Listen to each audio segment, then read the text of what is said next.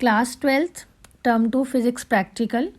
तो आज मैं आपको बताने वाली हूँ कि जो क्लास 12th का टर्म 2 के प्रैक्टिकल स्टार्ट होने वाले हैं, तो फिज़िक्स प्रैक्टिकल में आपको क्या क्या करना है, कैसे करना है, क्या आपका उसका सिलेबस है, क्या टाइम ड्यूरेशन है, मैक्सिमम मार्क्स कितने हैं, तो 1 बाय 1 मैं आपको वो चीज़ें बता रही हूँ। तो सबसे पहले आपको ये चीज़ ध्यान रखनी है कि जो आपका फिज़िक्स का प्रैक्टिकल होगा that will be of maximum 15 marks and time allowed for this practical is 1 hour 30 minutes। And then evaluation scheme. तो इसमें क्या है बच्चों, सबसे पहले आपको क्या करना है, आपको लैब में 2 एक्सपेरिमेंट करने हैं। Experiment 1 that will be of 4 marks, experiment 2 that will also be of 4 marks. तो आपको 2 प्रैक्टिकल्स करने हैं, दोनों ही 4-4 नंबर के होंगे।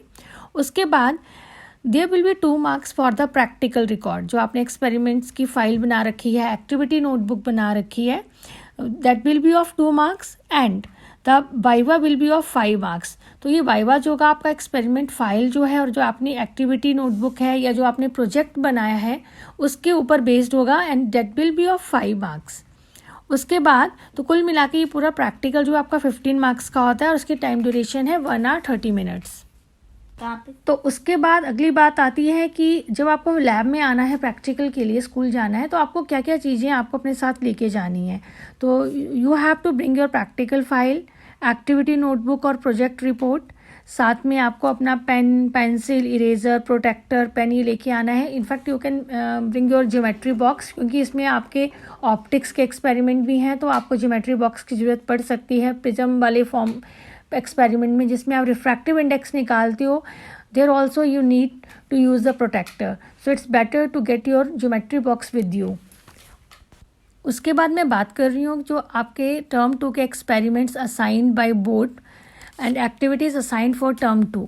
तो ये जो मैं लिस्ट डिस्प्ले कर रही हूँ, this is your syllabus for the term 2 experiments as well as for activities. तो इसमें आपका यही है कि आपको टर्म 2 में 6 प्रैक्टिकल्स हैं टोटल जो आपको करने हैं, जो आपकी प्रैक्टिकल फाइल में लिखी होनी चाहिए। तो इन 6 में से कोई आपको 2 प्रैक्टिकल्स परफॉर्म करने हैं ड्यूरिंग योर एग्ज़ाम। तो बीइंग अ फिजिक्स टीचर मैं आपको सजेस्ट करूंगी कि अगर आप 6 नहीं कर सकते तो एटलीस्ट 4 प्रैक्टिकल्स बहुत अच्छे से लर्न करके जाओ, क्योंकि इसमें मैक्सिमम प्रोबेबिलिटी रहती है कि आप 4 लर्न करके जा रहे हैं तो उसमें 2 तो आपको मिल ही जाएंगे। और इन केस फिर भी कभी ऐसा होता है कि आपको कोई ऐसा प्रैक्टिकल अलॉट हो जाता है जो आपको नहीं आता है, तो don't hesitate to ask your examiner to change that practical, क्योंकि इसमें इंपॉर्टेंट थिंग ये है कि आप अपनी आंसर शीट में जो भी लिखो वो करेक्ट होना चाहिए। अदरवाइज इसमें प्रॉब्लम बाद में ये आ सकती है, हो सकता है कि आपको प्रैक्टिकल में फुल मार्क्स मिल रहे हो, लेकिन अगर आपने आंसर शीट ही सही नहीं लिखी है, उसमें कुछ आपके मिस्टेक्स हैं, तो थोड़ा वो कॉन्ट्राडिक्शन हो जाता है। तो बेटर है कि अगर आपको थोड़ा भी डाउट है कि जो प्रैक्टिकल आपको अलॉट हुआ आपको नहीं आता है, तो don't get panic and request your teacher to change your practical. तो मैक्सिमम केसेस में टीचर बच्चों से इस केस में कोऑपरेट करते हैं। तो उसके बाद जो सेकेंड थिंग मैं आपको ये बताना चाहूँगी कि जब आपको सबसे पहले आपका जो एक्सपेरिमेंट जो आपको अलॉट हुए हैं, आपको उनके जो एम है, ऑब्जेक्टिव है, वो बहुत क्लियरली आपके टिप्स पे होने चाहिए। क्योंकि ये मेरा पर्सनल खुद का एक्सपीरियंस है कि मैक्सिमम टाइम क्या होता है कि जब बच्चों से ड्यूरिंग वाइवा टीचर का मैक्सिमम टाइम फर्स्ट क्वेश्चन ये होता है what is the aim of your experiment, और मैक्सिमम बच्चों को क्लियरली एग्जैक्टली पता ही नहीं होता कि उसके प्रैक्टिकल जो वो कर रहे हैं उसका एम क्या है। लाइक मैं आपको एक एग्जाम्पल देती हूँ, जैसे इसमें है एक एक्सपेरिमेंट है टर्म 2 में, to find the refractive index of a glass prism and hence plot a graph between u v और 1/u एंड 1/v।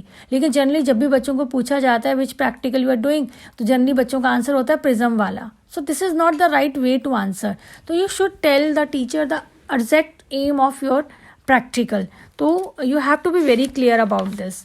उसके बाद आपको इसमें सेकंड थिंग जो बहुत इंपॉर्टेंट माइंड में रखनी है कि आप जो प्रैक्टिकल लर्न करके जा रहे हो उनका सर्किट डायग्राम आपको बहुत अच्छे से याद होना चाहिए, क्योंकि अगर आपको circuit diagram with proper labelling याद होगा तभी आप कनेक्शंस कर पाओगे। उसके बाद जैसे कि आपके कुछ एक्सपेरिमेंट्स हैं like characteristics of PN junction diode, इसमें आप वोल्ट मीटर, एमीटर इनका यूज़ करते हो, तो आपको इन सारे डिवाइसेस के लीस्ट काउंट कैलकुलेट करने आनी चाहिए। उसके बाद कोई भी एक्सपेरिमेंट आप कर रहे हो, लाइक अगर आप ऑप्टिक्स का ऑप्टिकल बेंच का कर रहे हो तो आपको, या पीएन जंक्शन डायोड कर रहे हो, प्रिज्म वाला कर रहे हो, तो उसमें आपको ना हर कंपोनेंट का नेम पता होना चाहिए। You should know the function of each and every component device that is used in that particular experiment. Like अगर आप पीएन जंक्शन डायोड की बात करते हैं तो you must know what is voltmeter, ammeter, in optics what is optical bench, uprights किसको बोलते हैं, मिरर और लेंस होल्डर क्या है, उसका क्या काम है। तो आपको हर कंपोनेंट का जो फंक्शन जो है वो आपको पता होना चाहिए। Things you have to write in your answer sheet. तो सबसे पहले आपको लिखना है एम ऑफ द एक्सपेरिमेंट, उसके बाद अपरेटस यूज्ड, देन थ्योरी और formula used. You don't have to write the procedure. Final exam में आपको प्रोसीजर नहीं लिखना होता। थ्योरी और फॉर्मूला लिखने के बाद आपको उसका सर्किट डायग्राम बनाना है। फिर आपको ऑब्जर्वेशंस लिखनी है कि जो भी कोई डिवाइस आप यूज़ कर रहे हो उसका लीस्ट काउंट क्या है, जो भी कैलकुलेट कर रहे हो वो ऑब्जर्वेशंस जो आप कर रहे हो वो आपको इसमें लिखनी है। उसके बाद you have to draw the observation table in which you will fill the readings. After filling the readings you have to do the calculations, और कैलकुलेशन के बाद आपको रिजल्ट लिखना है, और रिजल्ट भी आपको फुल स्टेटमेंट लिखनी है।